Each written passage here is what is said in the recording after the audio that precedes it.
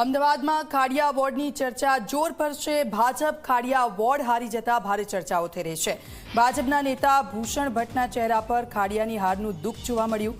ખાડિયાના વિકાસ યાત્રામાં ગઈકાલે પંચર પડ્યું। ભૂષણ ભટ્ટનું નિવેદન 1972થી ઘટ રહેલો વોર્ડ ભાજપે ગુમાવ્યો।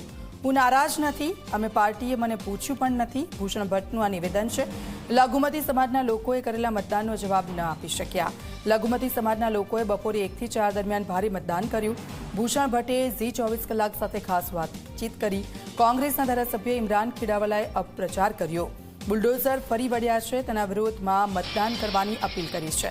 ડેમોગ્રાફી બદલાય તેની અસર મતદાન પર જોવા મળી છે। વર્ષ 2021 કરતાં વધારે મત 2026માં મળ્યા, પણ અમે હાર્યા છે। મેં કોઈ વ્યવસાયિક બાંધકામ માટે મદદ નથી કરી। ગેરકાયદે બાંધકામ કર્યું હોય તો સાબિત કરે।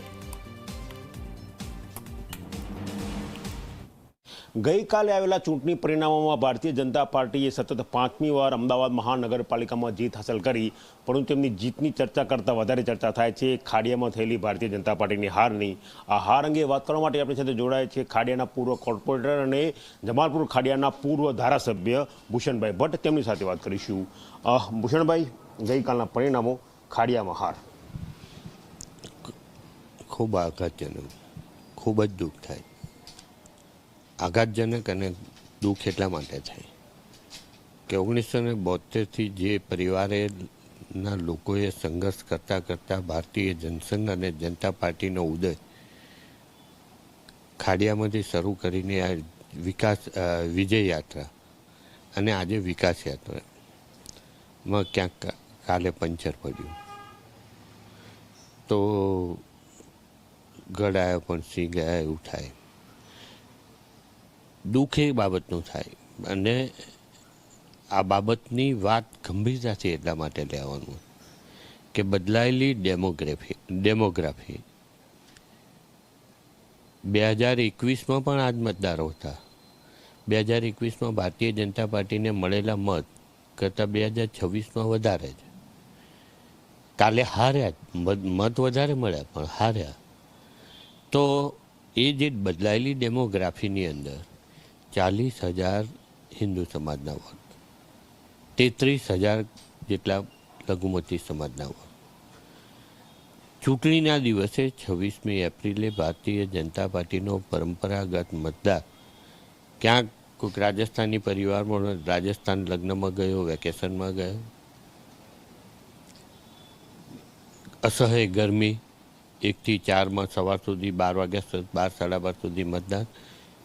1 થી 4ના ગાળાની અંદર અનેકવિધ ભારતીય જનતા પાર્ટીના કાર્યકર્તાએ ખૂબ પ્રયત્ન કર્યો લોકોને મતદાન મથક સુધી પહોંચાડવા માટે, ખૂબ ઝઝૂમ્યા। પણ આ સમયગાળા દરમિયાન ખૂબ દુઃખ થાય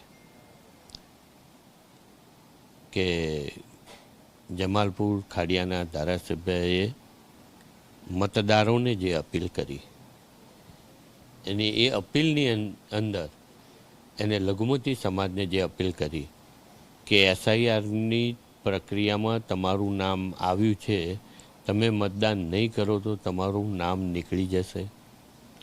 અશાંત ધારાના વિરોધમાં તમારે મતદાન કરવું જોઈએ। અમદાવાદ શહેરમાં બહેરામપુરા કે જમાલપુરમાં કતલખાના બનાવવા માટે મતદાન કરવું જોઈએ। ગેરકાયદેસર બાંધકામો, અસામાજિક પ્રવૃત્તિ કરતાને ગેરકાયદેસર બાંધકામો સામે સરકાર આપણી સમાજ એ બુલડોઝર ચલાવી રહી છે। ખાલી અમદાવાદ નહીં, માત્ર આપણી કોમ ઉપર બુલડોઝર ચલાવી રહી છે। એ બુલડોઝર ના ચાલે એના માટે મતદાન કરવું જોઈએ।